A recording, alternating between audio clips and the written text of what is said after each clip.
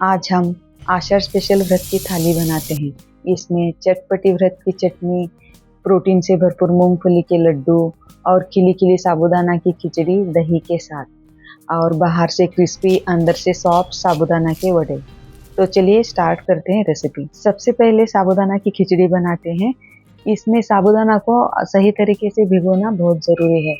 यानी कि साबूदाना को 2-3 पानी से धोकर हमें साबूदाना से कम पानी लेना है। यानी कि 1 कटोरी साबूदाना है तो पौना कटोरी पानी लेकर हमें इसे रात भर या 6 घंटे के लिए भिगोना है।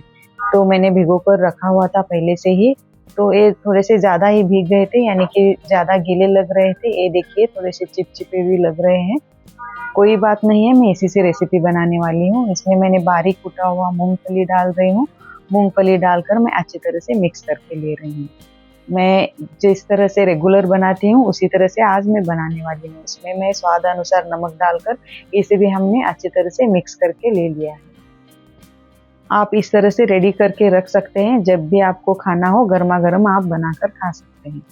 आज थोड़ा ज़्यादा ही साबूदाना गीला हो गया था, इसके लिए मैं पैन में बना रही हूँ। पैन गर्म होते ही मैंने मूंगफली का तेल लिया है जो व्रत के लिए चलता है।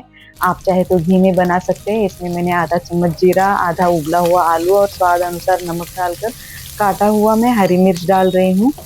ये सारी चीज़ें डालकर मैं 1 मिनट के लिए इसे हल्का सा भून के ले रही हूँ। हरी मिर्च मुझे कम लगा तो मैं और एक, यानी कि मैंने 2 हरी मिर्च डालकर इसे मैं हल्का सा रोस्ट करके लिया है।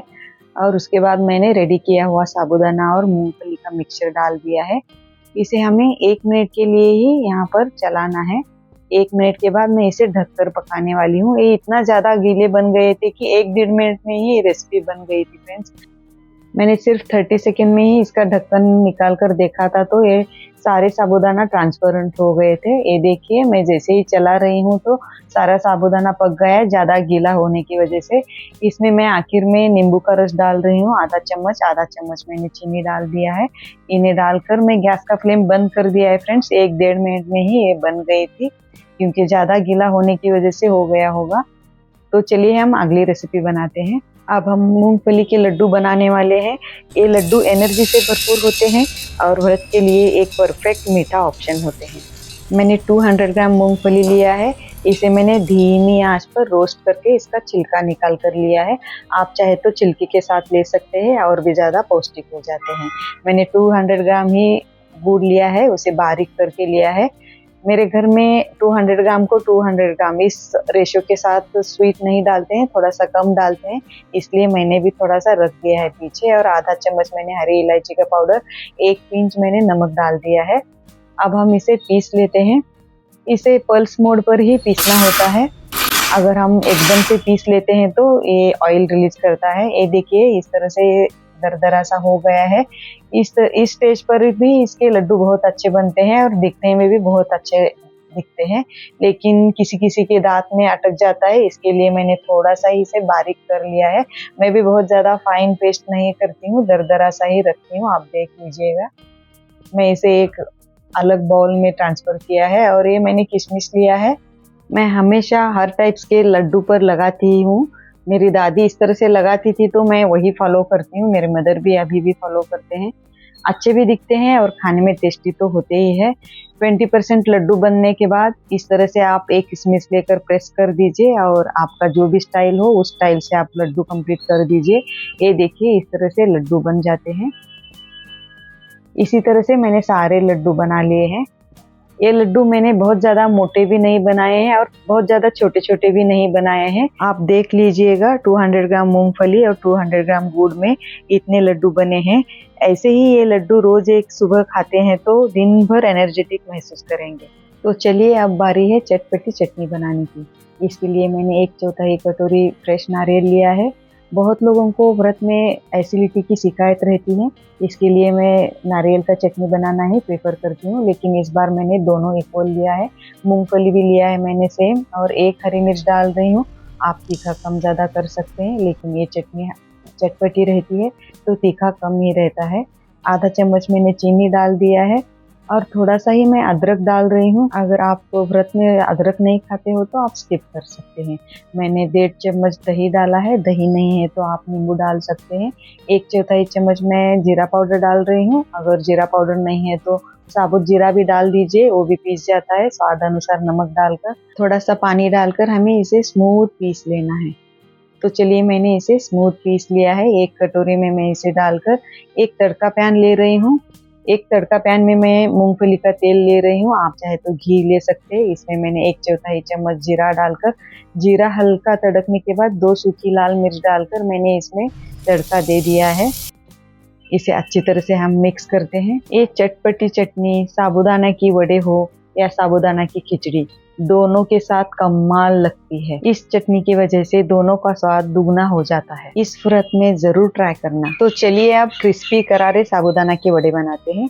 इसके लिए मैंने पहले से साबूदाना भिगो लिया था 1 कटोरी, उसी में से आधा मैंने खिचड़ी बनाया है और आधा मैंने यहाँ पर ले लिया है। इस बार के साबूदाना मेरे थोड़े से ज्यादा ही गीले हो गए थे, कोई बात नहीं है। मैं अब वड़े बनाने वाली हूँ। इसे मैंने एक बाउल में ले लिया है। एक बड़े बाउल में लेकर इसमें मैंने 1/4 कटोरी कुटी हुई मूंगफली डाल रही हूँ और 2 हरे मिर्च और आधा चम्मच जीरा को मैंने क्रश करके ले लिया है। आप चाहे तो काट कर ले सकते हैं। हरी मिर्च आप कम ज़्यादा कर सकते हैं। साबुत जीरा भी डाल सकते हैं या जीरा पाउडर भी डाल सकते हैं। स्वाद अनुसार नमक डालकर मैं आधा चम्मच चीनी डाल रही हूँ। आधा चम्मच चीनी डालकर आधे नींबू का रस मैं डाल रही हूँ और आधा मैंने बॉइल्ड आलू लिया है, इसे मैंने कीस कर लिया है। आप चाहे तो मैश करके ले सकते हैं। इन सारी चीज़ों को हमें अच्छी तरह से मिक्स करके ले लेना है।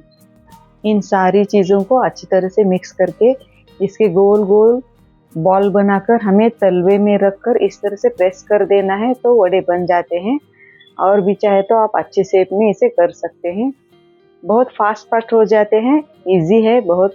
और अगर आपके वड़े कभी कभी फूटते हो तो आप इसमें ज़्यादा क्वांटिटी में उबला हुआ आलू या कूटी हुई मूंगफली डाल देना, तो इसमें अच्छी तरह से बाइंडिंग आ जाती है और वड़े फूटते नहीं हैं।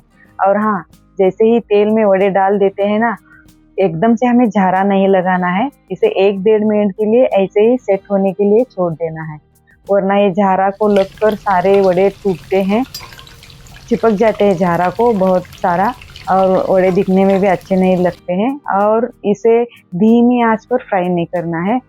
अगर आप धीमी आंच पर फ्राई करते हैं तो बहुत ज़्यादा ऑयल पीते हैं और खाया नहीं जाएगा। इसे लो फ्लेम से थोड़ा सा ज़्यादा, मीडियम फ्लेम से थोड़ा सा कम, इस तरह से आप आंच रखकर इसे फ्राई करते हैं तो ये परफेक्ट हो जाते हैं। इसे बहुत जल्दी फास्ट हाई फ्लेम पर अगर आप फ्राई करते हैं तो ये बहुत ज़्यादा जल्दी ऊपर से डार्क हो जाएंगे और अंदर से पूरे कच्चे रह जाते हैं। इसमें मैंने कोई मीठा सोडा, बेकिंग पाउडर कुछ भी नहीं डाला है, फिर भी ये कितने ज़्यादा क्रिस्पी, करारे और अंदर से सॉफ्ट बने थे, मैं बाद में आपको बताने वाली हूँ। अगर मेरी ये आषाढ़ स्पेशल सिंपल थाली पसंद आई हो तो मेरे वीडियो को लाइक शेयर करके मेरे चैनल को सब्सक्राइब करना ना भूलना। मैंने खिचड़ी के साथ दही, वड़े के साथ ये चटपटी चटनी, और अब थाली कंप्लीट होगी इस मूंगफली के लड्डू के साथ।